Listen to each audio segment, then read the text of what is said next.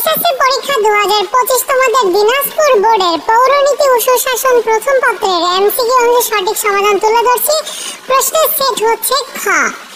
1 এর সঠিক উত্তর গ, 2 এর খ, 3 এর ঘ, 4 এর ক, 5 এর ঘ, 6 এর সঠিক উত্তর গ, 7 এর খ, 8 এর ক, 9 এর খ, 10 এর ঘ, 11 এর গ, 12 নম্বরের সঠিক উত্তর খ, 13 এর ক।